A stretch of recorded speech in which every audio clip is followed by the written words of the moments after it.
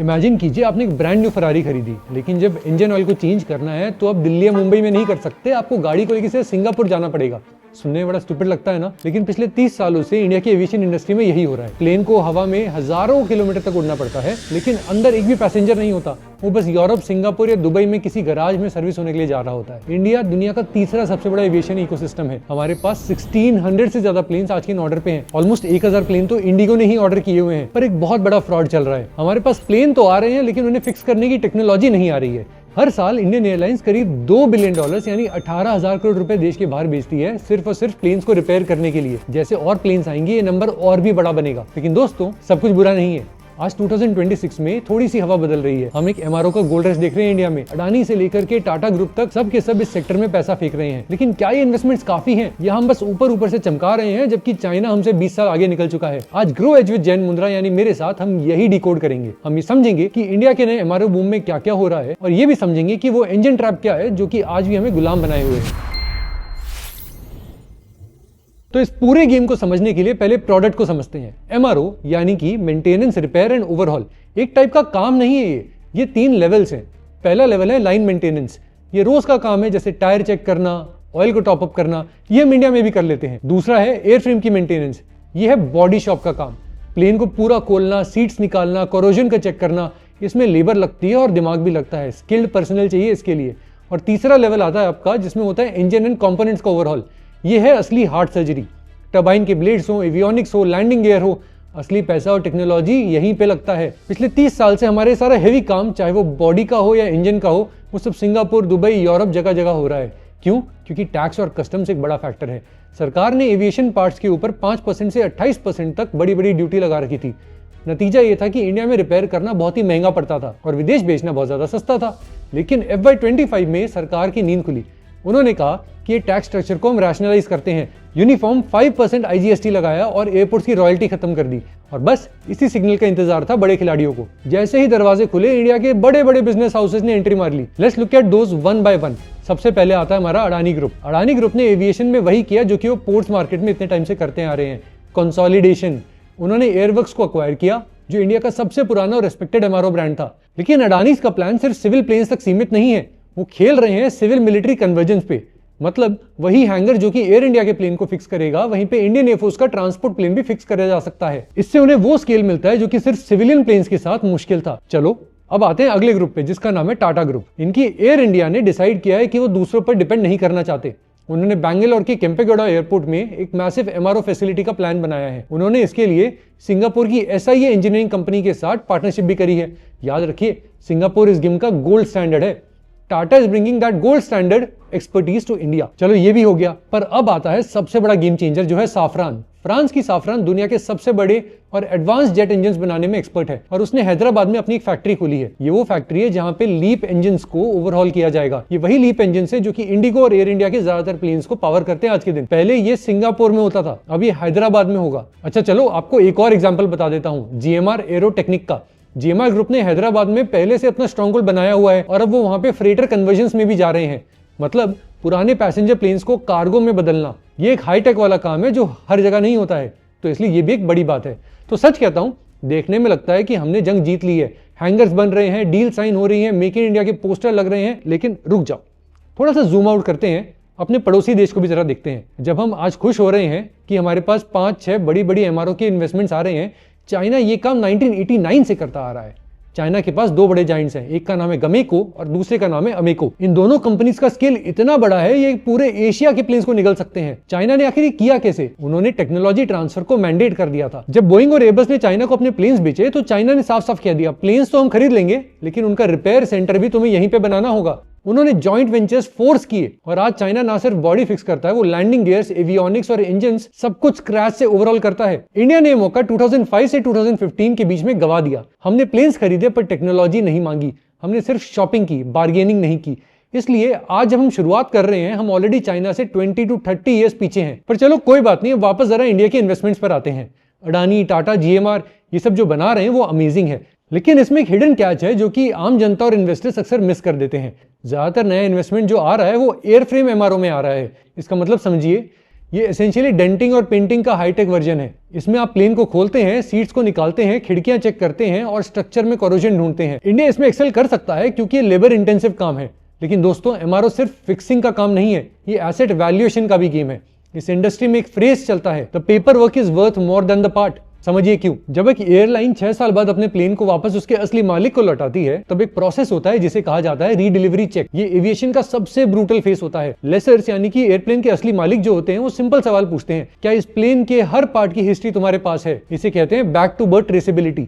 मतलब अगर आपने एक भी स्क्रू को बदला है तो मुझे बताओ वो कहां से आया है, किसने लगाया है और वो कौन सी फैक्ट्री से जेन्युइन पार्ट आया था या नहीं आया था। अगर एयरलाइन का एक भी डॉक्यूमेंट ढीला मिला तो भाई साहब पूरा का पूरा बड़ा बिल बन जाता है। यही वो जगह है जहां पे इंडियन एमआरओ स्ट्रगल करते हैं। ग्लोबल लेसर्स जो कि आयरलैंड में या फिर न्यूयॉर्क में बैठे हैं, उन्हें डीजीसीए के पेपर वर्क पर उतना भरोसा नहीं आता है। उनके स्टैंडर्ड बहुत फिक्स हैं कि या तो यूरोप के ईएएसए के स्टैंडर्ड्स हो या फिर यूएस के एफडब्ल्यूए स्टैंडर्ड्स हो। उन्हें डर लगता है कि कहीं प्लेन इंडिया में सर्विस हुआ तो उसकी हिस्ट्री हमें सही मिलेगी या नहीं मिलेगी, कहीं पेपर वर्क फर्स्ट तो नहीं कर दिए जाएंगे। थोड़ा बुरा तो लगता है सुनने में, पर दुनिया की हकीकत है। इसका नतीजा क्या होता है लेकिन?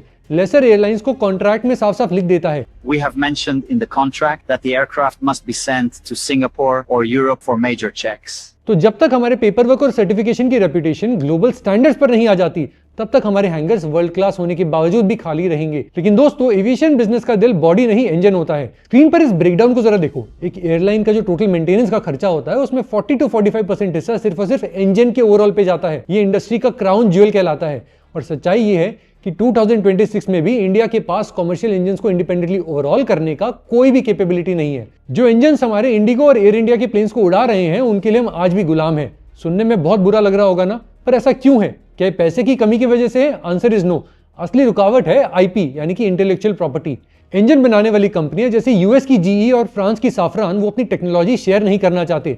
वो चाहते हैं कि रिपेयर शॉप उनके कंट्रोल में ही रहे, इसलिए हर प्लेन को उड़ा करके यूरोप या यूएस लेके जाना पड़ता है। बाकी हजारों चीजें जिन्हें हम कंपोनेंट्स कहते हैं, वो आज भी इंडिया के बाहर जा रही हैं। जिनको नहीं पता मैं बता दूं कि एक प्लेन के अंदर 18,000 से ज्यादा अलग अलग पार्ट्स होते हैं। Hydraulic pumps, flight computers, radar systems, छोटे छोटे स्क्रूज अलग अलग तरह के। इंडिया आज भी इनमें से सिर्फ 10 से 15% ही डोमेस्टिकली रिपेयर कर पाता है। एक क्लासिक एग्जांपल है लैंडिंग गियर। ये मैसिव हेवी स्टील स्ट्रक्चर होते हैं। इंडिया में डेडिकेटेड कॉमर्शियल लैंडिंग गियर्स की शॉप्स की कमी है, जिसकी वजह से एयरलाइंस को ये भारी भरकम गियर्स लेकर के यूके या सिंगापुर जैसी जगह पे लेके जाना पड़ता है। सोचिए जरा, इतना हेवी मेटल हवा में या शिप पर भेजना, वो भी सर्विस के लिए। फ्रेट कॉस्ट ही एयरलाइन का प्रॉफिट खा जाए। पर चलो अब एक और ऐसे फिनोमेनन की बात करते हैं जो कि सस्टेनेबल भी है और प्रॉफिटेबल भी है, पर इंडिया इसमें जीरो है आज के दिन। इसे कहते हैं टेयर डाउन और ग्रीन टाइम इकोनॉमिक्स। जब एक प्लेन पुराना हो जाता है, उसके काफी सारे पार्ट्स की वैल्यू पुराने प्लेन से ज्यादा होती है। दुनिया भर में स्मार्ट एयरलाइंस पुराने इंजन को ओवरऑल नहीं करती, वो उन्हें तब तक उड़ाती है जब तक इंजन की लाइफ नहीं बचे। इसे कहते हैं बर्निंग द ग्रीन टाइम।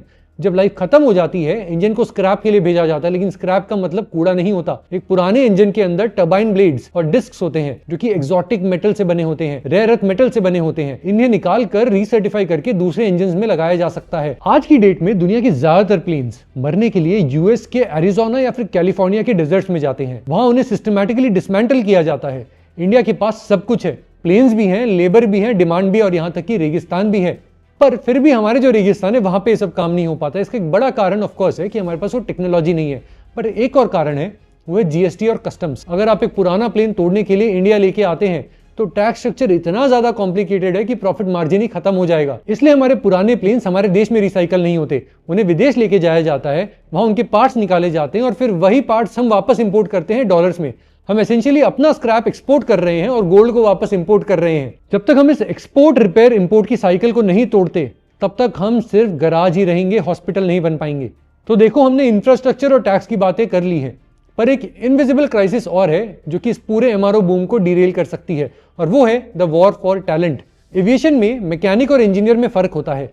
हमें मैकेनिक्स की कमी नहीं है, हमें कमी है लाइसेंस एयरक्राफ्ट इंजीनियर्स की, जिन्हें इंडस्ट्री में B1 और B2 होल्डर्स कहा जाता है। ये वो लोग हैं जिनके साइन करने पर ही प्लेन हवा में उड़ता है। एक B1 लाइसेंस हासिल करने में 5 से 7 साल का रिगरस एक्सपीरियंस और एग्जाम्स लगते हैं। ये डॉक्टर बनने से कम नहीं होता, और इसलिए जैसे एक इंडियन इंजीनियर ट्रेनिंग लेकर के लाइसेंस बनता है, गल्फ एयरलाइंस जैसे कि एमिरेट्स, कतर, एतिहाद, ये उसे हंट करके ले जाती है, उसे पोच करके ले जाती है।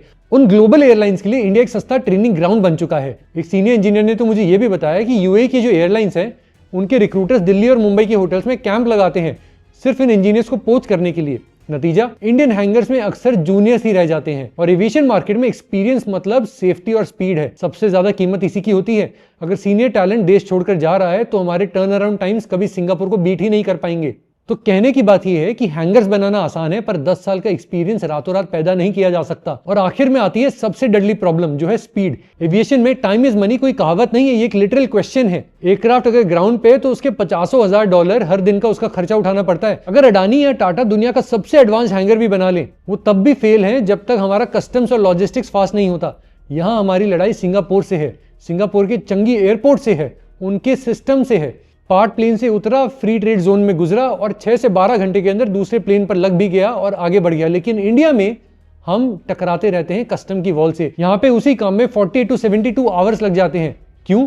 क्लासिफिकेशन डिस्प्यूट्स की वजह से। एक कस्टम ऑफिसर जिसे एविएशन की डीप नॉलेज नहीं है, वो एक हाईटेक एयरक्राफ्ट पेंट को लग्जरी वॉल पेंट समझ लेता है।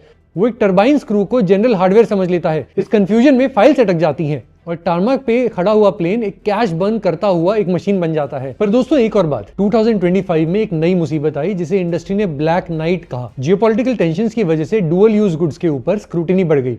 वो पार्ट्स जो कि सिविल प्लेन में तो लगते हैं पर मिलिट्री में भी यूज हो सकते हैं, उन्हें शक की नजर से देखना शुरू हो गया। सरकार ने सोल्यूशन निकाला था कि बॉन्डेड वेयरहाउसेस बना लेते हैं। आइडिया ये था कि पार्ट्स इंडिया में स्टोर होंगे, लेकिन उन पे टैक्स तब लगेगा जब वो यूज होंगे। लेकिन ग्राउंड रियलिटी अलग है। ब्यूरोक्रेटिक फ्रिक्शन आज भी इन पार्ट्स को 12 से 24 घंटे डिले कर देता है। जब तक हम सिंगापुर जैसी जीरो फ्रिक्शन मूवमेंट में नहीं आते, तब तक कोई भी बड़ी ग्लोबल एयरलाइन अपने प्लेन को इंडिया नहीं भेजेगी ठीक होने के लिए। तो दोस्तों स्टोरी ओवरऑल क्या बनती है? क्या फ्लाइंग गराज वापस आ रहे हैं? हाँ, अडानी, टाटा, साफरान की इन्वेस्टमेंट्स ने इंडिया को वापस मैप पे तो रखा है। 2026 एक टर्निंग पॉइंट है हमारे लिए। लेकिन क्या हम इंडिपेंडेंट हैं? Answer is no. जब तक हम डीप टेक यानी कि इंजन और कंपोनेंट्स में एंट्री नहीं लेते, तब तक हम चाइना जैसी स्ट्रैटेजिक अग्रेशन तो नहीं दिखा सकते। हम सिर्फ लो एंड काम ही कर पाएंगे। पर हाँ, हमने शुरुआत कर दी है, ये बहुत अच्छी बात है। गराज खुलने लग गए हैं, इन्वेस्टमेंट आने लग गए हैं। अब देखना यह है कि हम सिर्फ मैकेनिक बनकर रह जाते हैं या फिर इंजीनियर भी बनते हैं। मैं हूं जयंत मुंत्रा और आप देख रहे हैं grow age. Stay curious, see you very soon.